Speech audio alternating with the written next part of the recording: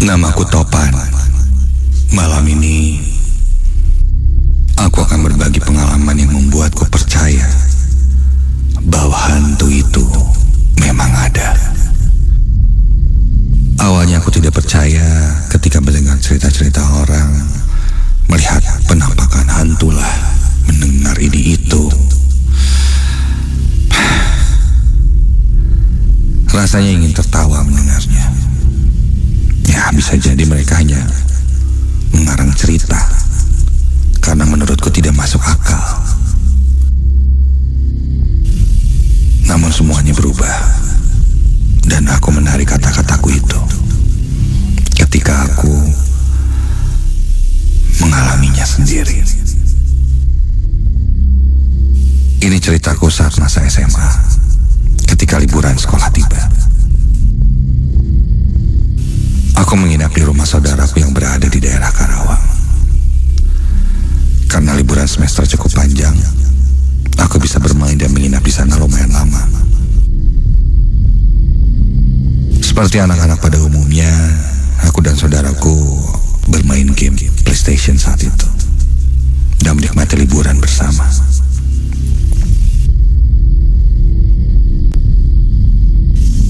Masuk ke hari kedua aku menginap, saudaraku mendadak ada acara keluarga dan mereka harus pergi ke Jakarta. Karena posisinya aku sedang menginap di sana, aku sempat diajak. Karena katanya acaranya cuma sampai malam dan tidak akan menginap di sana.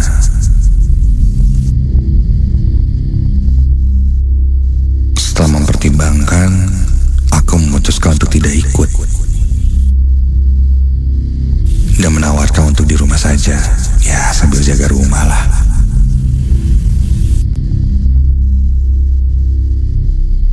Akhirnya mereka pun mengiyakan.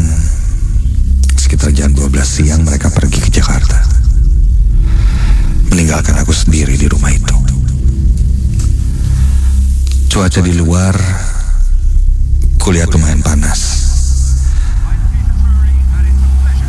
membuatku mager untuk gerak keluar.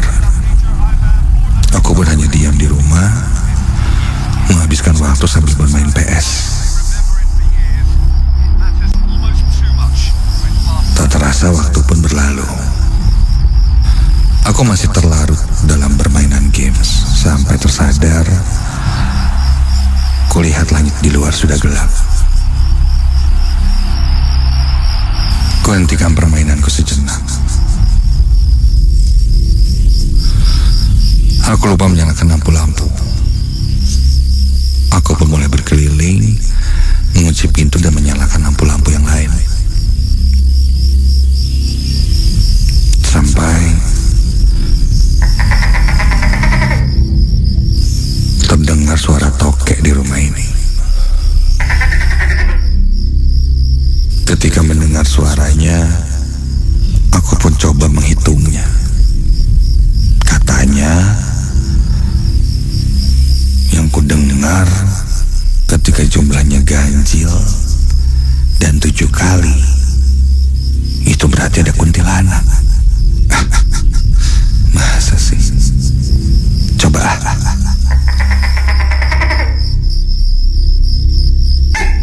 Satu, 2, 3, 4, 5, 6, 7. 7.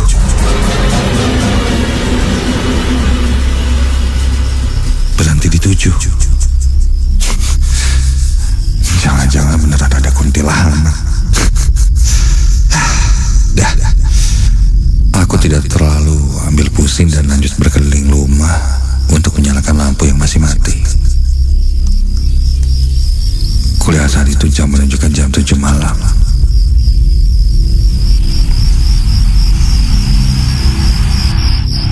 Saat itu aku sedang terduduk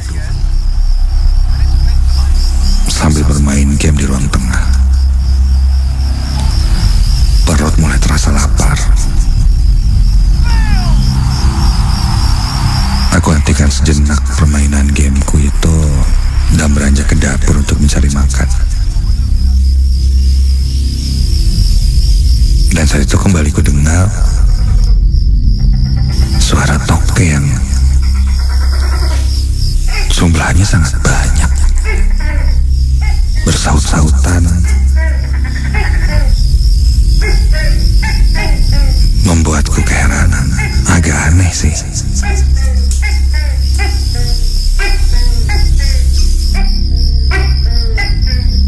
Pasalnya tadi ku dengar suara tokenya berada di ruang lain. Sekarang ketika aku ke dapur, suaranya seakan-akan mengikutiku. Jangan-jangan ada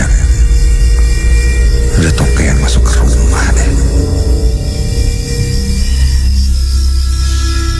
Aku coba mencari asal suara dari toke itu. Coba lihat ke sekitar, namun aku tidak menemukan apa-apa. Setelah dari dapur, aku pun kembali ke ruang tengah dan melanjutkan bermain PS. Kurebahkan diriku di atas sofa sambil bermain. Sampai ketika sedang asik bermain, aku mendengar suara toke lagi. Kali ini suaranya terus-menerus, tidak berhenti. Ketika aku pause gamenya, suara tokenya menghilang.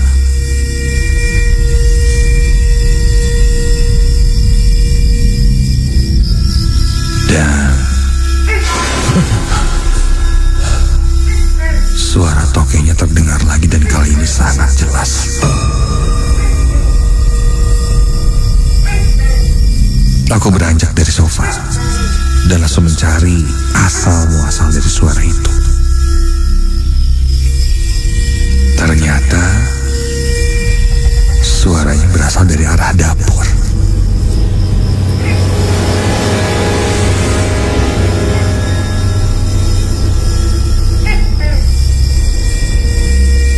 Ku dekati dapur dan iya, jelas suaranya berasal dari dapur. Sepertinya ada di bawah meja makan. Aku pun coba memeriksanya. Ini bener nih, kayaknya di bawah sini deh. Ganggu aja nih dari tadi toke.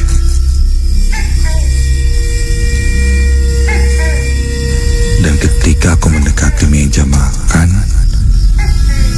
baru saja aku membukukan badan akan mengintip ke bawah meja makan.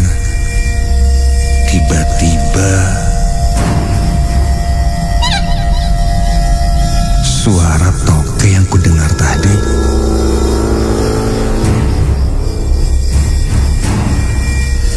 kok sekarang berubah jadi suara perempuan. Iya, suara tokenya berubah menjadi suara perempuan yang tertawa. Karena aku sudah setengah badan merunduk untuk melihat ke bawah meja itu. Dan ketika aku lihat dari bawah meja makan, ada sesuatu sekelebat berwarna putih keluar begitu saja, melayang sampai kursi meja makan pun terjatuh.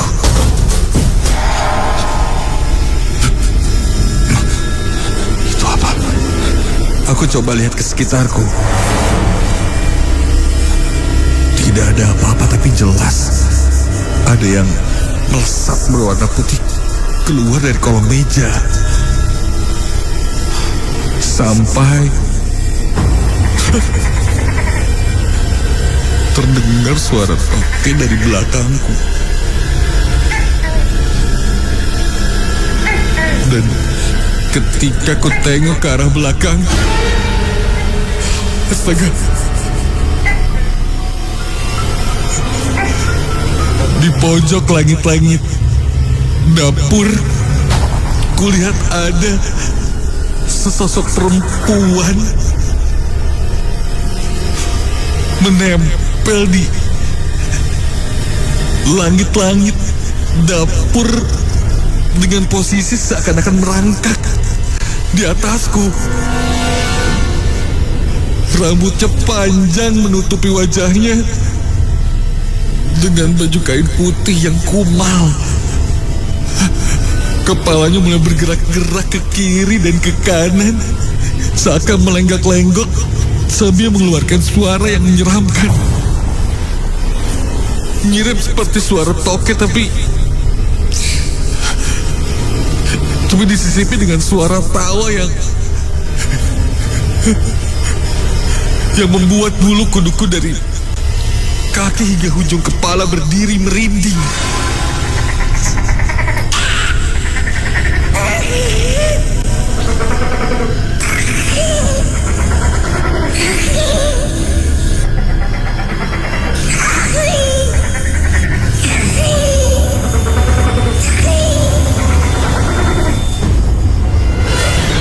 Kontan aku langsung keluar dari dapur, menuju ke kamar dan langsung menutup pintu dan menguncinya.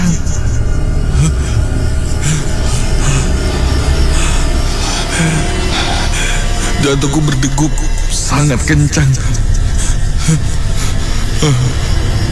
Dan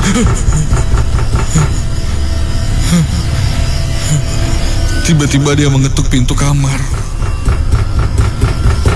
Dan ketika ku dengar, Pan, buka pintunya, Pan. suara yang terdengar itu adalah suara saudaraku. Untunglah mereka ternyata sudah pulang. Aku lalu bergegas membuka pintu kamar. Dan ketika ku buka pintunya, ternyata itu bukan saudaraku.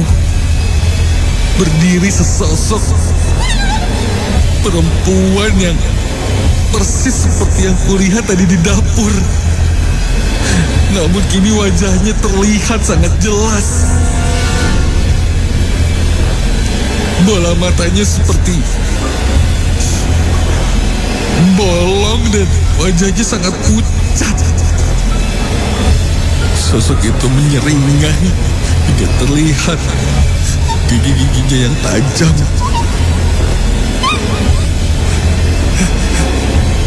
Dan ketika itu tiba-tiba kepalaku sangat pusing dan aku pun tak ingat apa-apa lagi.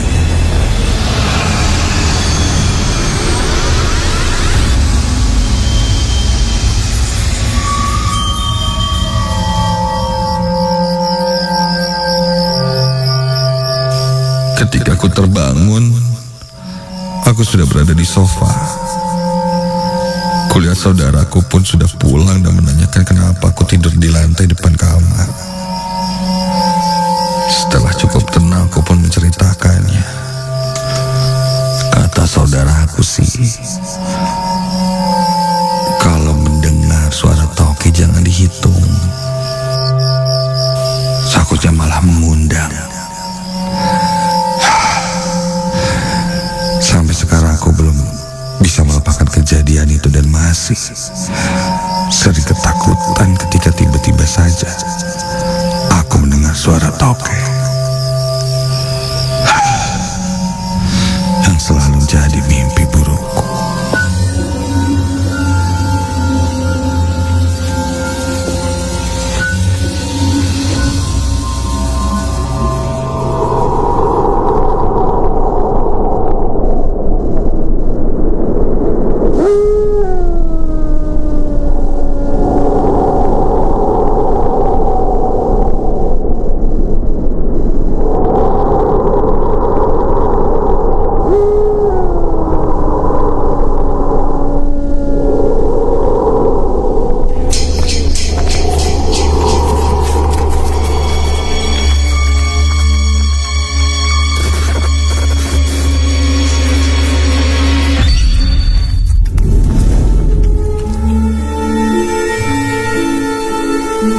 Setelah menjalani bermacam pelatihan, akhirnya aku bisa menjadi seorang perawat di salah satu rumah sakit yang berada di luar Bandung.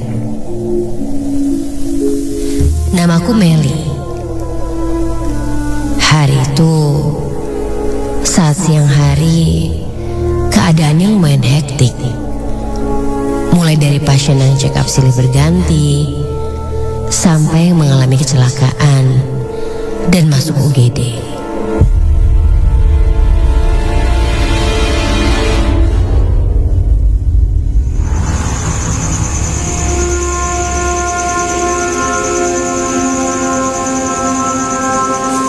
Sekitar maghrib, aku beristirahat sejenak di ruang staf, berkumpul bersama perawat-perawat lain. Kami berbincang seputar pekerjaan dan lainnya. Satu persatu pun akhirnya pamit pulang dan meninggalkanku sendirian.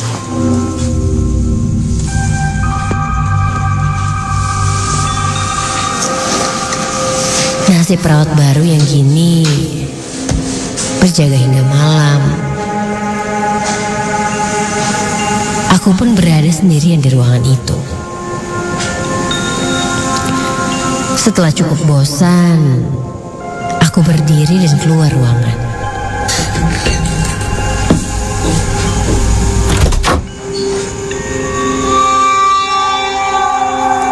Kulihat lorong itu sepi, khas rumah sakit di malam hari. Jam pun sudah menunjukkan jam 10 malam.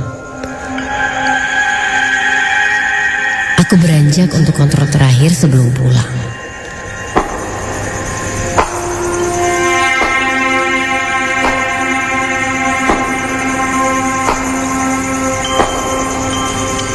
Suasana sangat sepi, sampai-sampai membuat derap kakiku bergema seisi lorong itu.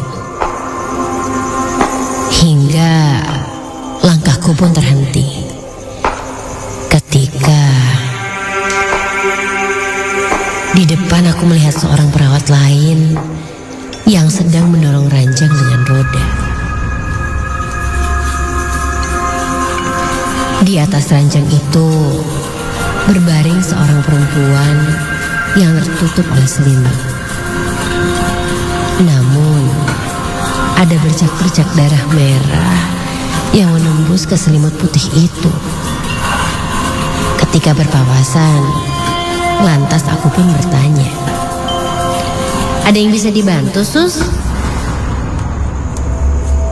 Langkah suster itu berhenti dan dia menengok ke arahku.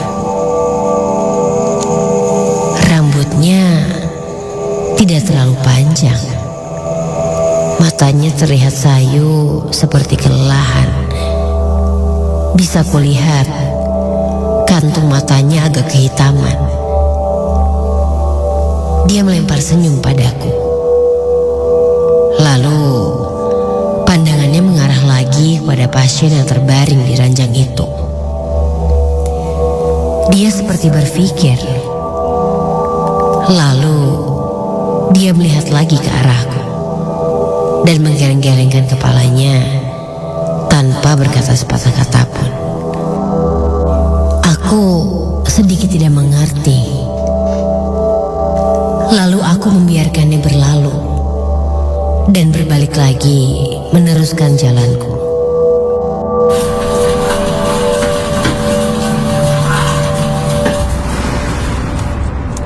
Aku sedikit penasaran akan dibawa kemana pasien itu.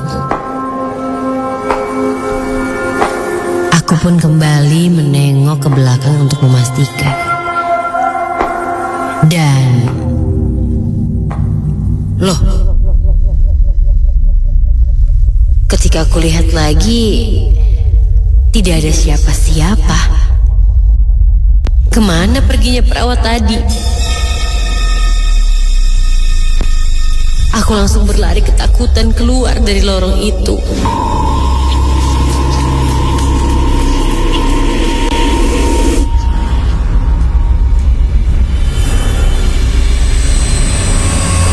Ini pertama kalinya kulihat hal itu.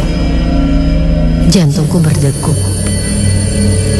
Apakah aku hanya salah lihat? Karena kecapean atau apa? Aku ingin segera pulang. Tapi mau tidak mau, aku juga harus tetap mengontrol pasienku. Akhirnya, aku pun melanjutkan tugasku.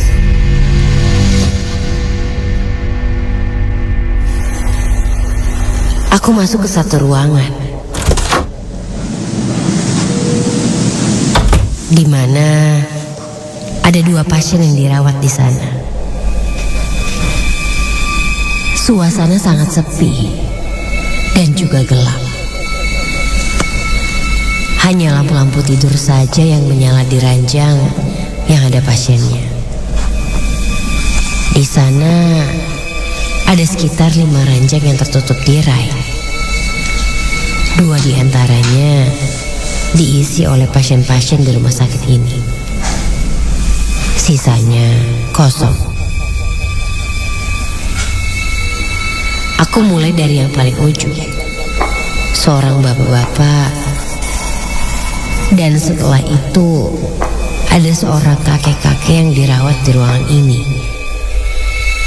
Setelah memeriksa semuanya, aku pun menutup kembali tirainya dan mempersilahkan mereka untuk istirahat karena mereka tidak ditemani oleh keluarganya. Aku beranjak ke ruang siaran hingga ada suara orang menangis.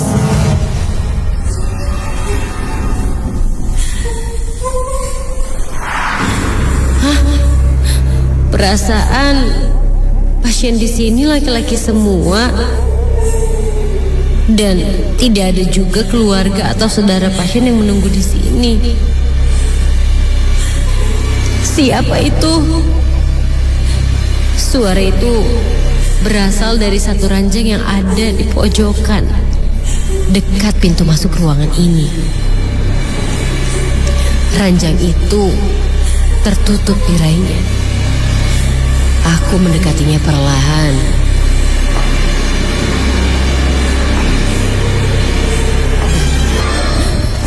Astaga! Lampu di balik tirai itu menyala. Dari dalam, kulihat ada bayangan siluet seseorang sedang duduk di atas tempat tidur.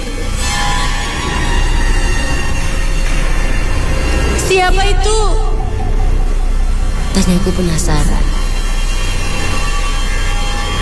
Aku pun semakin mendekati tirai itu dan perlahan membukanya.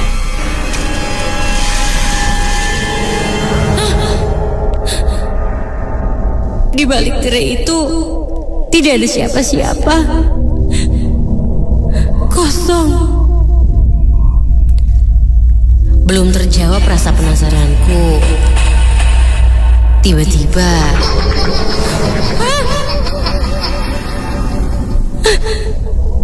terdengar suara orang berlari dan seperti menertawaku di luar ruangan.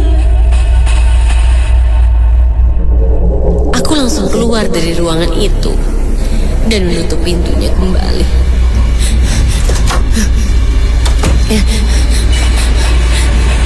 Terburu-buru, aku langsung kembali ke ruangan staf untuk absen dan pulang.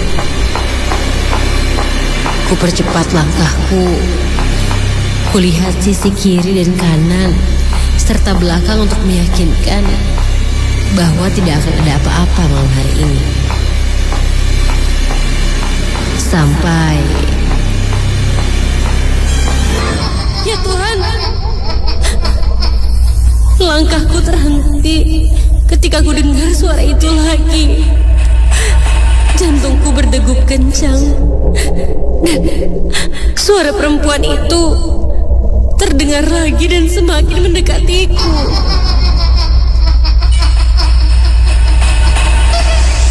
Sampai suara itu sekarang terdengar jelas di belakangku. Sontak aku melihat ke belakang dan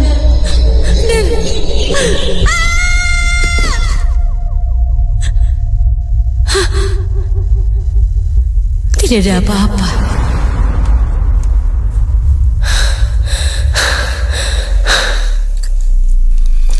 Aku mengatur nafasku.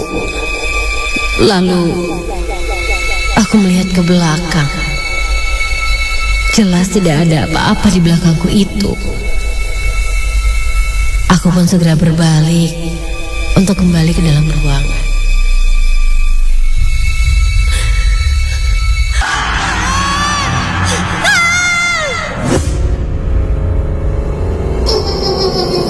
Ketika aku berbalik, tepat di depanku berdiri seorang perawat yang tadi kulihat. Namun kali ini dengan wajah yang sangat pucat. Kantung matanya begitu hitam. Matanya menatap kosong ke arahku. Aku benar-benar tidak bisa berbuat apa-apa. Perawat itu hanya menatapku diam sambil mengangkat tangannya dan menunjuk ke arahku. Aku pun mundur perlahan. Dan entah bagaimana, aku dengan panik berlari sekejang-kejangnya hingga aku sampailah di ruangan staf.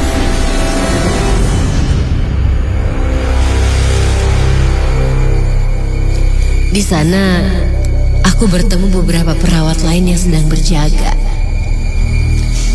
Mereka terlihat panik melihatku ketakutan. Singkat cerita, aku menceritakan apa yang aku alami. Dan salah satu karyawan senior di sana pun bercerita bahwa sosok perawat yang kulihat itu memang sosok menunggu di lorong dekat ruang yang aku datangi tadi. Dan untuk karyawan baru, biasanya pasti diperlihatkan sosok itu. Katanya, itu salam perkenalan darinya.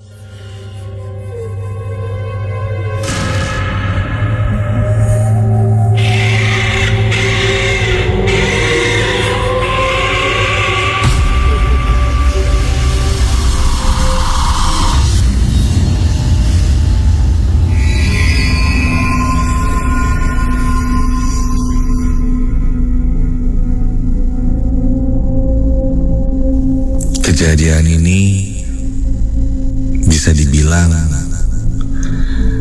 hal yang di luar nalar. Sebelumnya tidak pernah sekalipun terpikirkan ini akan terjadi padaku.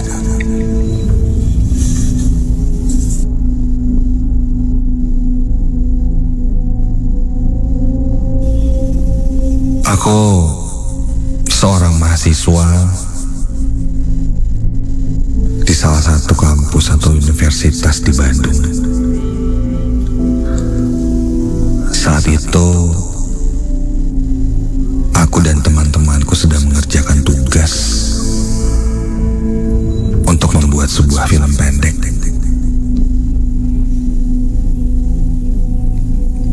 Dan aku mempunyai ide untuk membuat sebuah film pendek bertema horor. Ya,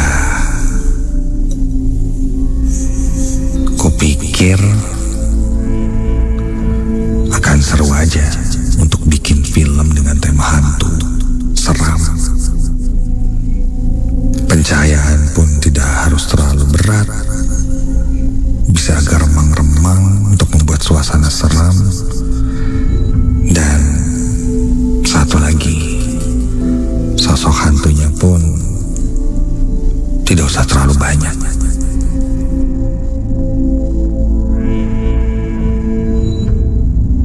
Saat itu aku menulis cerita tentang hantu sinden. Bercerita tentang seorang lelaki yang tidak sengaja bertemu seorang perempuan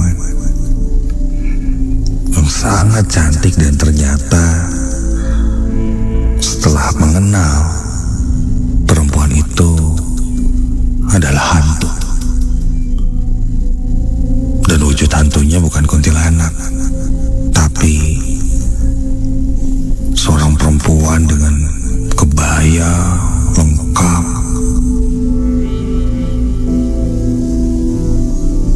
namun wajahnya hancur. Ketika aku ceritakan itu, teman-temanku sangat tertarik.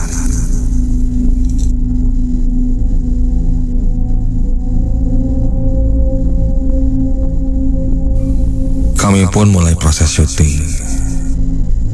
Kebetulan talent yang menjadi hantunya adalah pacarku. Sebut saja namanya Tiara, atau biasa ku panggil Tia.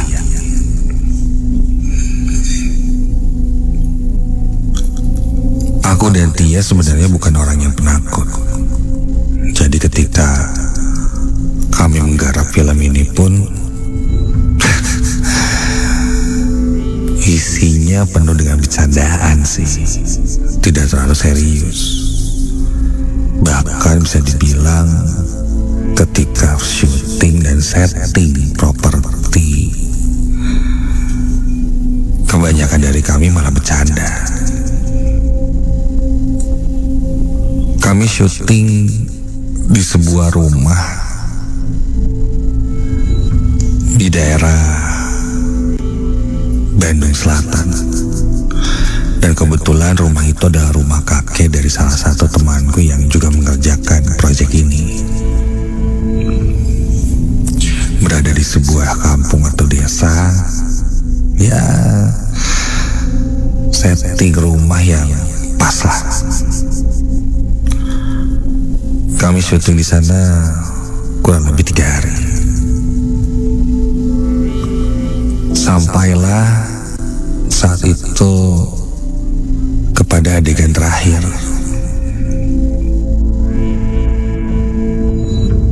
Ketika itu aku meminta untuk Tia menyinden. Tapi sayangnya Tia bilang nggak bisa. Setelah dicoba berkali-kali pun nggak bisa. Ya udahlah, nanti kita cari aja yang nyindennya. Nanti tinggal di dubbing aja. Tapi pas adegan tag-nya, kamu pura-pura nyinden aja ya. Nanti diputerin lagunya. Ketika Tia tanya nyinden lagu apa, aku jawab Bang Bung Hideng. Setauku, menurut cerita-cerita, Bang Bung Hideng itu sebuah nyanyian yang bisa mengundang hal-hal gaib. Jadi cocok nih kalau tiba-tiba sosoknya nyinden atau ngawih Bang Bung Hideng.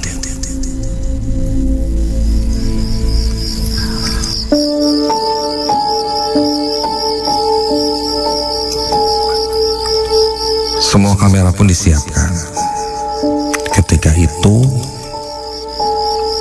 aku play audio Bambu Hideng dari YouTube. Lalu Tia hanya menggerak-gerakkan mulutnya saja dubbing. Sebelum nanti kita coba isi dengan ya talent yang bener lah. Aku pun nyalakan sound Bambu Hideng dari handphoneku itu. Siap? Kamera rolling and action.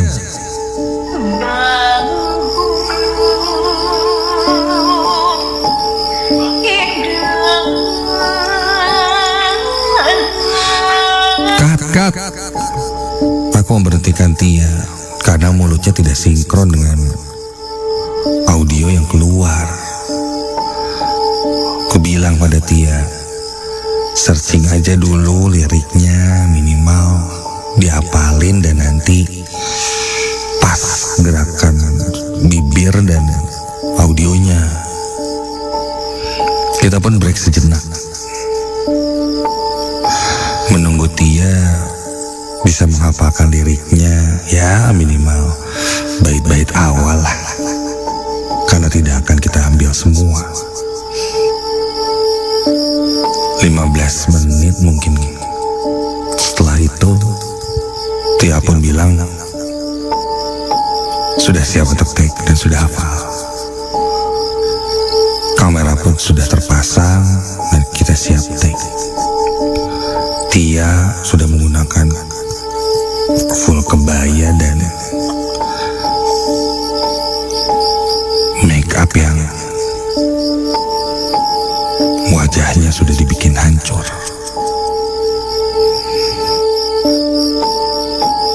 Tia bilang jangan ada yang ketawa.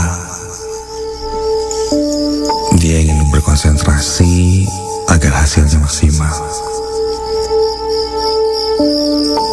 Aku pun berkata, yaudah, kita roll aja kameranya. Jadi kalau kamu udah siap, nanti langsung aja minta mulai, nanti di play audionya, oke? Oke, standby aja semua ya. Roll, action, yuk. Kami menunggu Tia siap. Dia memejamkan matanya. Beberapa detik kami semua hening. Dan tiba-tiba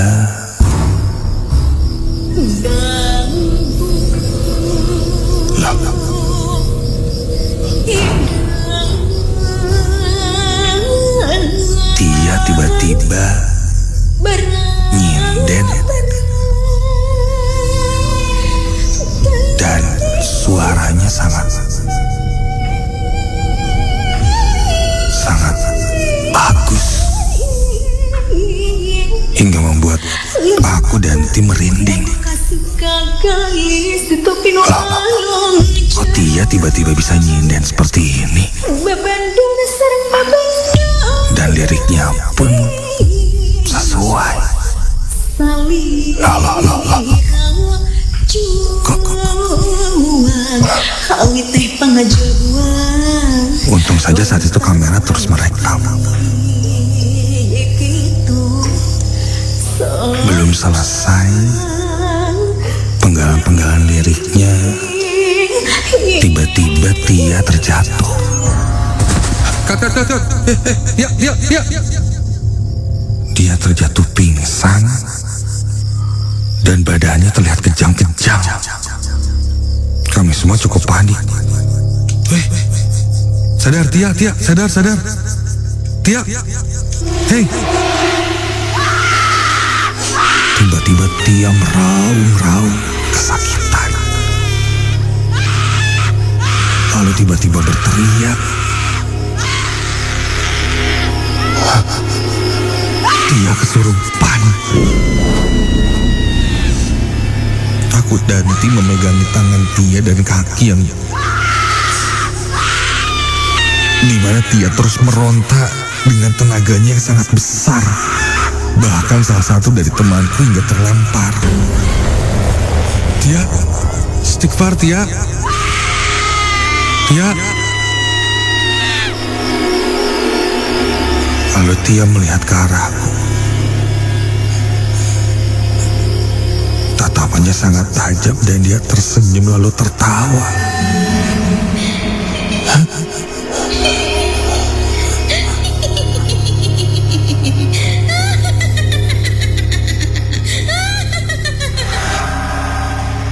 Aku meminta temanku untuk memanggil saudaranya atau siapapun untuk bisa membantu kami.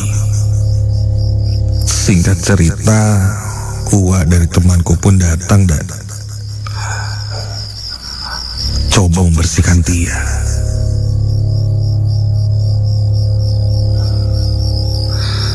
Setelah itu Tia terlihat tertidur, pingsan. Uwa temanku itu bilang biarkan saja dulu istirahat.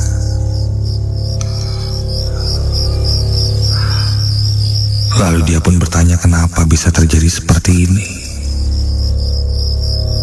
Kami pun ceritakan awalnya. Ketika mendengar itu, kami cukup dinasehati. Hati-hati jika melakukan hal-hal seperti ini, karena kita tidak pernah tahu apa yang akan terjadi. Kami pun menyadari itu.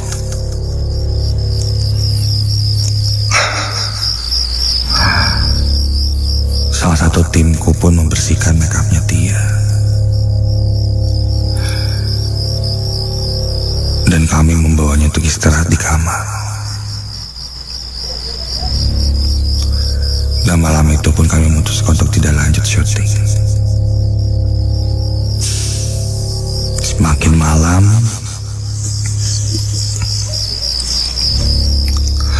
suasana semakin tidak enak. Aku pun tertidur di salah satu kamar di sana.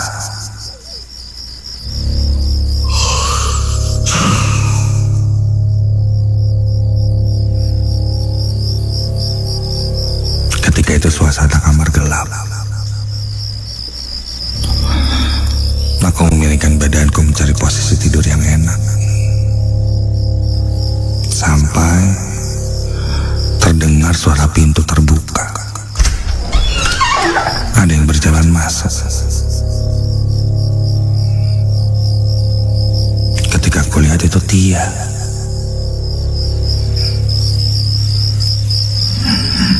Namun karena gelap,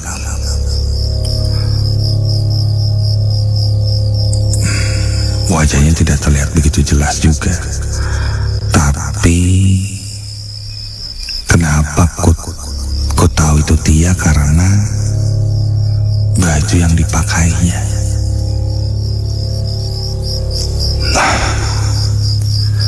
Kamu belum ganti baju, masih pakai kebaya, masih sanggulan. Ganti baju dulu Gi. Lepas sanggul, istirahat. Besok kita pulang ya. Kamu gak usah takut. Begitu kataku.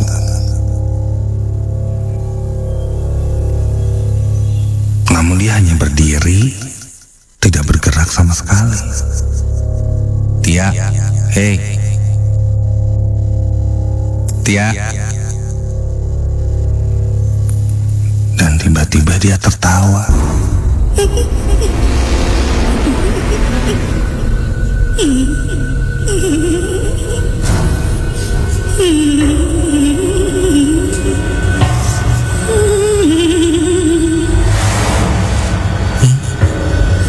Aku mengambil handphone, menyalakan flash, dan ketika kusorotkan ke sana, astaga! Yang ada di depanku itu bukan Tia. Sosok lain dengan kebaya berwarna merah.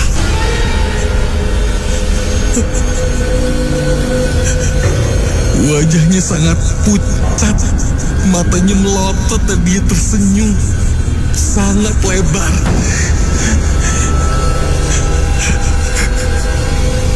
rambutnya mempunyai sanggul. Dan aku tidak tahu itu siapa. Dia tersenyum tertawa sambil melenggak-lenggokkan kepalanya dan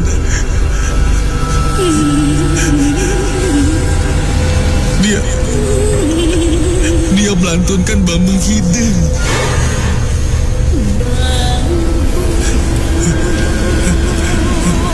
Aku berteriak sekencang-kencangnya, ku tutup mataku dan tak lama beberapa orang datang ke kamarku lalu menyalakan lampu. Dan ketika itu sosoknya hilang.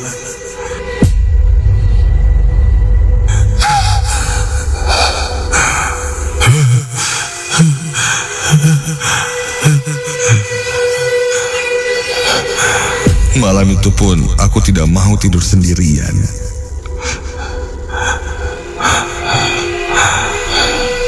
Keesokan harinya kami pun pulang. Dan sebelum pulang, aku sempat bertanya pada Ua temanku itu. Semalam aku melihat sosok dengan kebaya merah. Ua temanku itu hanya tersenyum dan bilang sudah tidak perlu dipikirkan lagi dan jangan diingat-ingat lagi. Karena takutnya sosok itu akan ikut